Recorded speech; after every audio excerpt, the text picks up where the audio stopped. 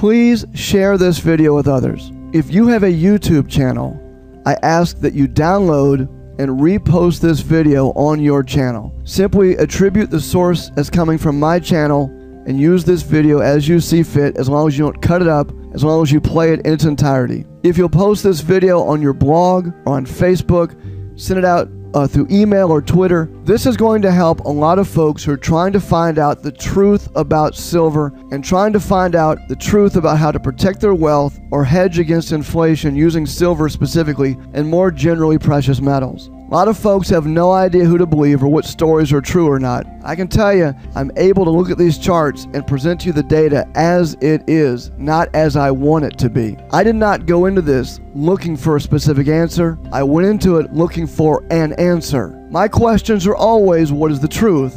Not is, what's going to make me feel better? I don't ever concern myself with what other people want to hear. I want to find out, what do the numbers actually tell me? Please pass this video on, share it, post it, repost it, do what you will, as long as you attribute the source as coming from me. The last video I did when I talked about silver versus inflation, I talked about silver versus $1914. The summation of that video is very simple. If you bought silver in 1914 and you held that until today, the actual price of silver in 1914 was 58 cents an ounce. The expected price of silver given inflation in 2014 would be $19.70 an ounce. That's where you would expect silver to be at now in 1914 dollars.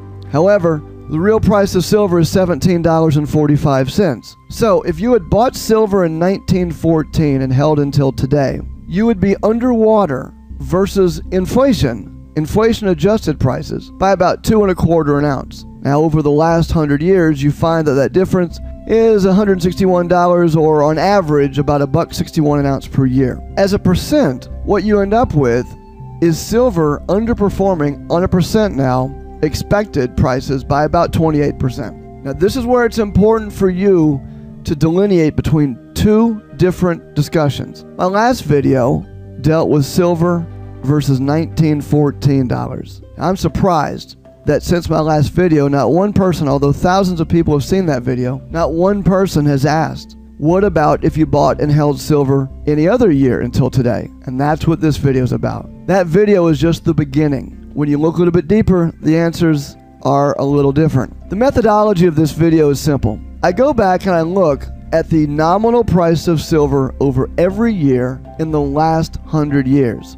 For example, the 1914 silver video you know. But if you look at silver in 1915, the actual silver price was 50 cents an ounce. Since that time, the purchasing power of the dollar is down roughly 97%. That gives you an inflation multiple that would give you an expected silver price in 1915 dollars of $19.31. And a difference then with silver prices today at $17.45 as of Friday's close, down $1.86. Now the percent difference, or the percent underwater you would be versus inflation in 1915 dollars, silver underperforming then 9.62% in 1915 dollars. Now you can look at the calculations every year since. You can say, well, in 1916 dollars, if I bought silver at the actual price of 56 cents an ounce, which was the closing price for the year, if I bought silver at 56 cents an ounce, with the purchasing power of the dollar what it was in the same time period, where should silver be today in 1916 dollars? And you find you would expect $16.64.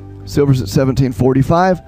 Silver then netting you 81 cents. Now you can do this exact same calculation for every year. And what you find is something that is absolutely fascinating. We're going to look at this a number of ways. First, you'll note that over the last 100 years, there are big stretches of time. These are the years in black. It's this column, the N column, and this is the net versus inflation. There are swaths of years, big chunks of time, where silver you bought that year and held until today has appreciated at a greater clip than would have been expected versus inflation. Let me give an example. Many of you are baby boomers. And let's go back to the year my mom was born in 1941.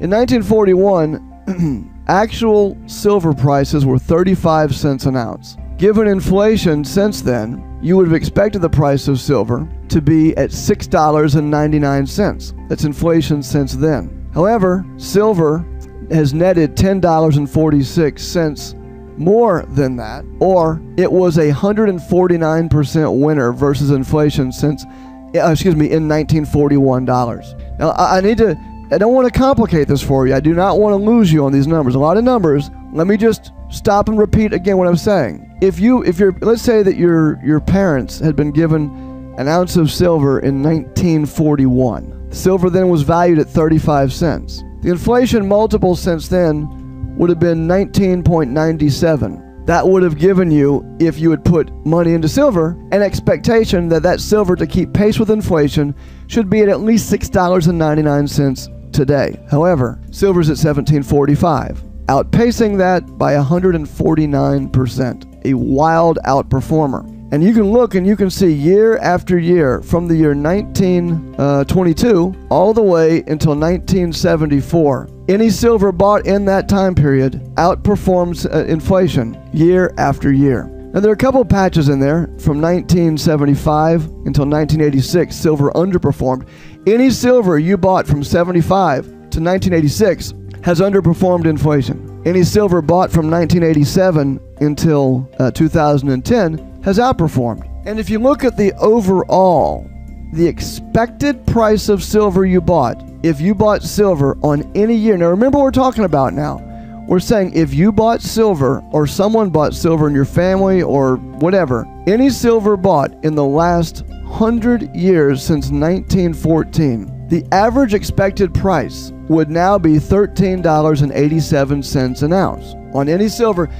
Basically, the average purchase price in the last 100 years, if you factored inflation from that year until today, you'd expected silver to be at $13.87. It's at $17.45, and that's a difference of $3.58 an ounce, or a percent, versus inflation of 26% better, 25.84%. Now let me take you a little bit deeper into this discussion. On the surface then, the primary thing I want you to get out of this is that silver purchased at the close of any year for the last 100 years has turned out to beat inflation from that year until today, as of this video, by about 25.6%. But there are some times where it underperformed. And let's look at those. And this is where it's extremely important for you to understand a mantra I've tried to preach for the last 8 years on YouTube. You do not want to be buying things at highs for days, weeks, months, quarters, years, decades, centuries, etc. Because the times that silver took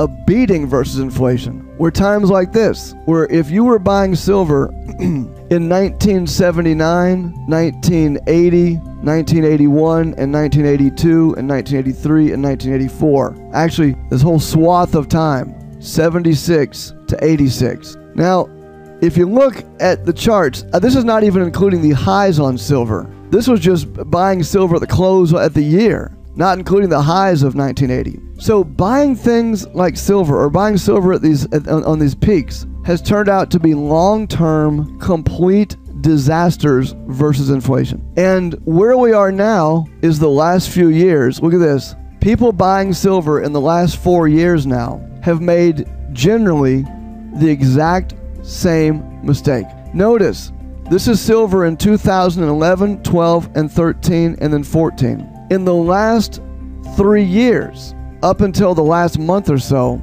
purchasing silver has turned out to be the worst move you could make versus inflation. Not because silver over the long term doesn't outperform. It depends on when you buy. And the peaks are always unkind. It doesn't matter if you buy silver, gold, gas, etc. Whatever you buy, when you buy peaks, you're making a bad decision. This is what the numbers tell you. And many people will say, well, over time, silver has retained its value. Listen to what I tell you now. It is only true that silver's retained its value if you did not buy the peaks. The peaks of 1979, 80, and 81, the peaks of 2011 and 12 and 13. Outside of those years, ironically, silver was a good investment. Silver did beat inflation versus every other time period in the last 100 years. My strategy of buying now is based on my belief that silver is now trading below what I would expect versus inflation. It's trading below what I would expect versus inflation since 1914. Since many years in the past, it's trading at high multiples versus the Dow, etc. Statistically speaking, silver has beaten inflation for the last 100 years as long as you weren't buying into the crazy, parabolic, story-driven moves. If you come to this video and you take away from this that I told you silver always beats inflation, then you haven't listened. Silver has beat inflation for the last 100 years if you didn't buy with the herd. If you weren't buying when they were driving you in like cattle because of stories. But if you waited, you had days, you had weeks, you had months, you had decades to accumulate. While silver was out of favor, no one cared, prices were down. As long as you took that path, silver was majestic in its returns versus inflation. Thank you for watching. As I began this video, I hope that you will please take this and pass it around. Lots of people need to know the truth. They need to know that silver has beaten inflation year after year. But silver will not help you if you're buying at highs on multiple time frames. Please pass this around, share it with others, and I'll see you next video. Thank you for watching.